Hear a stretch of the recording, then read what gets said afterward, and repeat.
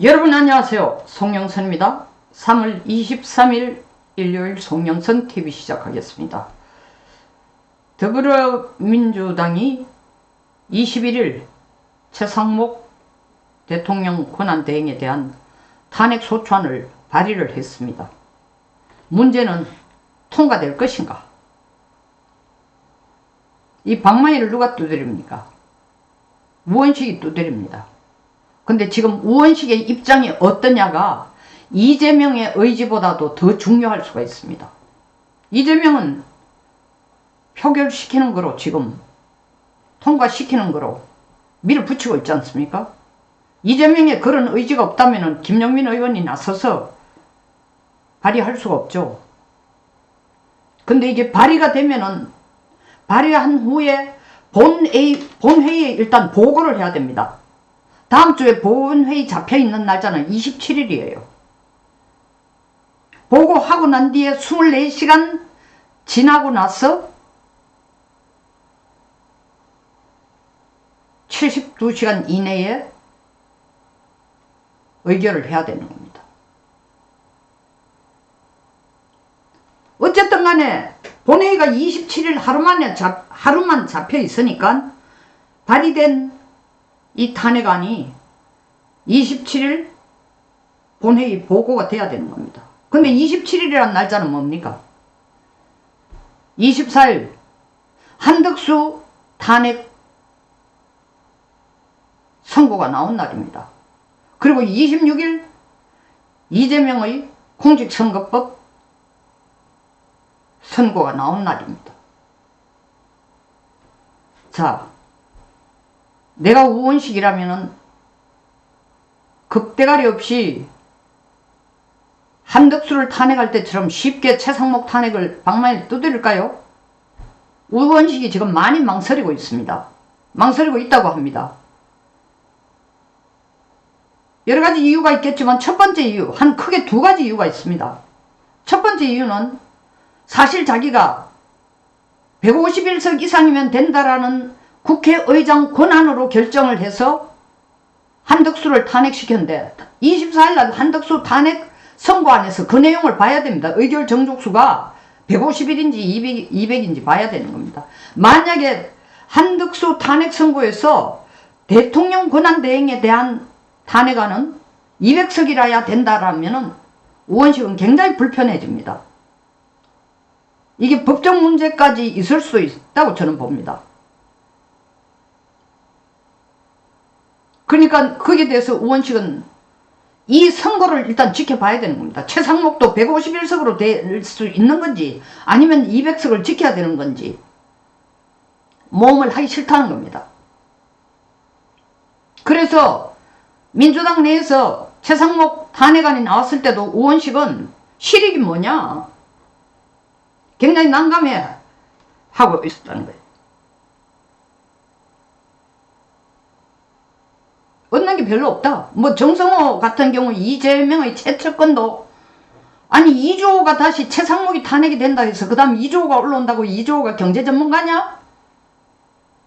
김동연 경기도지사도 똑같은 얘기를 했습니다. 이렇게 지금 전국이 불안한데 왜 또 추가 탄핵이냐? 얻는 게 없다. 그리고 뭐 거의 대부분 언론들 기사가 부정적으로 지금 최상목 대행 탄핵에 대해서 언급을 하고 있습니다. 기사를 쓰고 있습니다. 실질적으로 한덕수 탄핵 선고에서 바로 기각이나 각하가 돼가 돌아온다면 최상목 탄핵이라는 게 큰 의미가 없는데도 그럼에도 불구하고 제가 어제 다른 유튜브를 찍으면서 그럼에도 불구하고 강행을 할 때는 세 가지 이유에서 강행을 할 것이다. 그건 이재명의 입장이에요. 그러나 우원식 입장에서는 나 전번에 한덕수 탄핵할 때 192명으로 탄핵시키는데 찝찝해. 헌법주석서에 의하면 분명히 200석이라고 나와 있다고 하잖아. 그러니까 내가 문제가 될 수 있어. 그것 때문에 그리고 그때 한덕수를 탄핵시킬 때 비해서 지금 최상목을 탄핵시키는 건 민심도 완전히 민주당 쪽으로서 멀어졌습니다. 그때에 비해서. 그때는 뭐 대통령 탄핵에 대한 찬성이 거의 72%에 이를 때니까 기곤만장했지만 지금은 조심해야 되는 게 민주당이에요. 그러니까 방망이 두드리기 싫은 거예요. 통과될, 그거를 본다면 통과될 가능성이 낮다. 왜냐하면 우원식의 방망이 두드릴 개연성이 굉장히 낮다라는 이유. 두 번째 우원식이 또 망설이는 이유는 3월 26일 이재명의 첫 번째 거는 첫 번째 망설이는 건 방금 말씀드린 것처럼 한덕수를 탄핵시킨 의결 정족수에 대해서 헌법재판소가 어떤 판결을 내릴지 지켜봐야 된다. 그러니까 그 전에 서두를 필요가 없다. 물론 날짜도 그 전에는 본회의가 27일 잡혀 있으니까 서둘러 내가 하겠다고 나설 필요도 없지만 근본적으로 지켜보자라는 입장이다. 의결 정족수가 선고해서 어떻게 나오는지 봐야 되고, 두 번째 이유는 3월 26일 이재명 재판 결과를 봐야 됩니다. 이재명이 공직선거법 2심에서 1심과 같은 수준의 징역 1년, 집행유예 2년이 나온다면 실질적으로 이재명이 대통령 되는 꿈은 거의 끝났다고 봐야 됩니다. 아니 최종심도 아닌데 왜? 그러나 2심이 그렇게 나오면 최종심으로 밀어붙이는 건 시간이 3개월이라 하지만 실질적으로 2개월 내에서도 1심, 2심에서 유죄가 그 정도 강한 수준으로 나왔으면 최종심은 거의 2달 내에도 가능하다고 얘기를 합니다. 그럼 물 건너가는 거죠 그러면. 그럼 3월 26일 날 이재명이 1심과 같은 수준의 선고가 나올 거냐 안 나올 거냐에 따라서 민주당의 이게 힘의 균형추가 완전히 바뀝니다. 이재명의 대타가 누구야?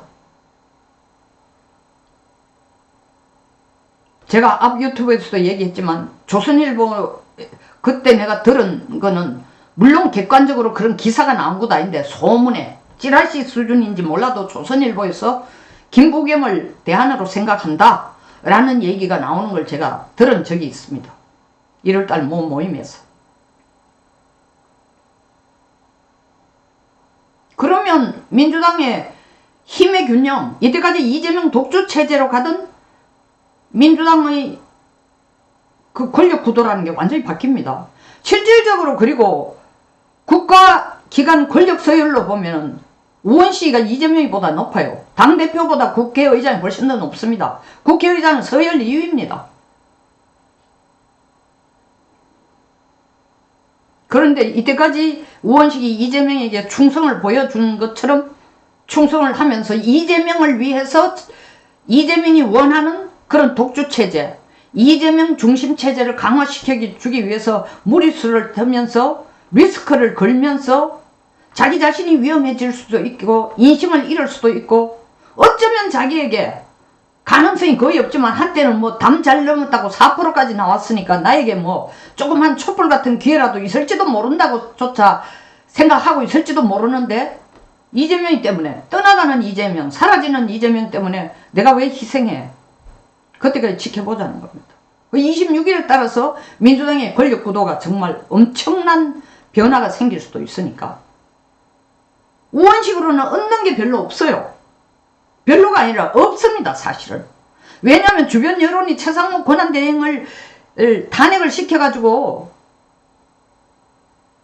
40명을 임명하면 너는 영웅이 돼. 이런 분위기 같으면 또 다르지만 지금 분위기가 전혀 그게 아니에요. 그리고 헌법재판소가 느닷없이 갑툭튀처럼 사전에 예고 조짐조차도 안 보이고 상상치도 않은 물론 계속 그런 요구를 하고는 있었지만 그러나 상상이 아니라 예상치도 않는 날짜로 갑자기 툭 튀어나와가 내일 한덕수 탄핵 선고를 한다라는 거는 뭔가 엄청난 헌재 내에서의 헌재 뒤에 있는 어떤 힘, 헌재 뒤에 어떤 힘이라는 거는 사법계의 어떤 힘이 아니라 정계의 어떤 힘과 혹은 재계의 어떤 힘과 재계의 어떤 힘이라는 거는 헌법재판소에 있는 재판관이 돈을 받는다 이런 뜻이 아니라 대한민국을 움직이는 정계를 움직이는 핵심적인 구도는 재계와 조중도입니다. 언론입니다. 언론이 박근혜를 그냥 생매장 시킨 거 봤지 않습니까? 조중동이 이번에도 그와 같은 역할을 하고 싶어 합니다. 그들의 지금 움직임으로 보면은 윤석열을 탄핵 인용시키고 싶은 분위기가 아니에요. 왜? 조중동의 가치 판단을 볼 때 윤석열을 살려두는 것이 당분간 살려두는 게 이용 가치가 있다. 충분하게 이용 가치가 있다. 매개체 역할을 한다. 어떤 매개체? 개헌의 매개체 역할을 한다. 개헌이 된다면 조중동이 또다시 재벌들과 손을 잡고 대한민국 정계를 좌지우지하는 역할을 할 수 있다. 이 계산을 하고 있기 때문에 탄핵 인용에 대해서 긍정적이지 않습니다. 지원하지도 않아요. 그걸 모르고 국민들은 뭐라고 얘기합니까? 아, 조중동에 대해서 말이야 우리가 이 구독을 끊었더니 절독을 했더니 어떠거라 해서 다시 우리 편으로 글을 선다. 천만만만의 말씀. 그거 아닙니다. 국민들 구독 이게 코 묻은 돈이야. 구독료 몇 푼 돼도 안 해. 코 묻은 돈 가지고 그 조선일보를 운영해 갈 수는 없는 거예요.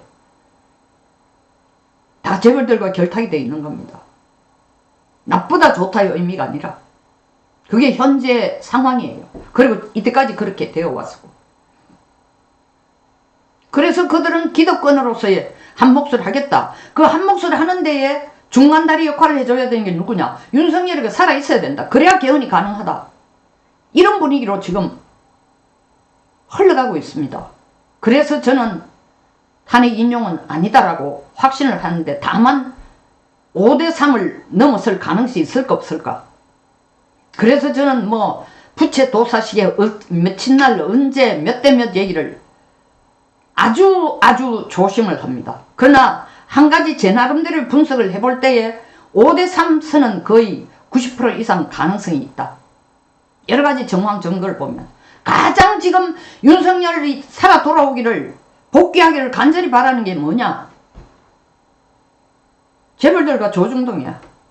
윤석열에게 힘을 실어주다는 게 아니라 윤석열을 매체로 해가지고 그들이 다시 이 사회의 권력을 잡을 수 있는, 사회를 쥐고 흔들 수 있는 기반을 이번 기회에 마련하자는 계산이 있기 때문에 윤석열 탄핵 인용을 원치 않습니다. 물론 좌파 언론들은 입장이 다르겠지. 아니 그 우원식도 이걸 전혀 모를 리가 있겠습니까?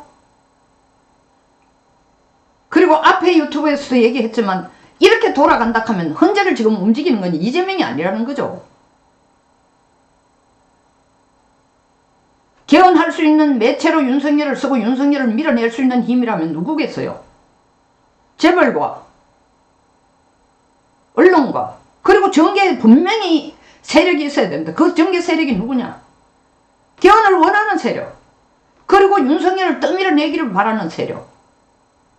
문재인이겠죠. 문재인파겠죠.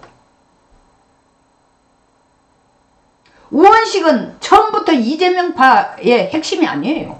그리고 우원식이가 국회의장 될 때에 이재명이 팔을 끼고 이 친구를 꼭 국회의장 만들어줘야 되겠다. 그 분위기도 아니었단 말입니다. 그러니까 지금 우원식이 자기 목숨을 걸고 이재명에게 충성할 이유가 없다는 겁니다. 그 충성 안 하겠다는 거는 별로 실익도 없는, 욕만 얻어먹는, 그리고 도리어 자기한테 어떤 클레임이 들어오거나 법적 문제까지 생길 소지조차도, 법적 문제가 아니라도 논란의 여지까지 충분히 있을 수 있는 151석인지 200석인지 확정도 되지 않은 상황에서 설레발을 치면서 최상목 대행을 밀어붙인다? 본회의 27날 보고하고 그 다음날 표결을 해? 만약에 한덕수 선고가 200석 이상이라야 된다, 탄핵하기 위해서라고 한다면은 무리하면서 192석 가지고 방맹이를 떨면 우원식은 바보 같은 짓이죠. 그 바보 같은 짓 안 할 거라는 거예요. 그래서 두 가지, 우원식의 지극히 자기 개인적인 이익과 관계되는 이유 때문에 최상목 탄핵안에 대해서 이재명이 마구 몰아붙이지만 우원식이 방맹이 때릴 가능성은 상당히 낮다. 그러나 우원식이 방맹이를 안 때린다는 것은 한덕수 권한대행체제를 가지고 상당히 오랜 시간을 끌면서 윤 대통령을 빨리 복귀시켜주지 않을 가능성도 내재되어 있다는 겁니다. 결국은 돌려보내주지만 그렇게 오랫동안 선고를 안 하면서 붙들어두는 이유 중에 하나가 언제까지 물러날래? 그 딜을 할 가능성이 크다는 겁니다. 권성동 원내대표 계속 우리 대통령에게 하는 게 뭡니까? 헌재는 단심이에요. 결과 어떻든 받아들이세요. 2월 14일 그 얘기했다가 2월 11일 날 원내대표 연설에서도 임기 단축 개헌 얘기했다가 3월 17일 날 또 뭐라고 얘기합니까? 헌재 결과를 수용하세요. 제가 이 얘기하는 것은 결과가 어떻게 나오든 수용하세요. 얘기하는 거는 이재명을 겁박하기 위해서다. 제가 얘기했잖아요. 그건 이재명 겁박하기 위해서다는 거는 빨간 거짓말이야. 사실은 윤석열 대통령에게 압박을 가하는 겁니다. 빨리 개헌하고 물러나 이 얘기입니다. 이런 분위기를 감지하고 있기 때문에 우원식이 모를 리가 없다는 거죠. 최상목 탄핵이 그렇게 쉽게 흘러가지는 않을 것 같네요. 이상입니다. 송영선TV였습니다. 끝까지 시청해 주셔서 감사합니다.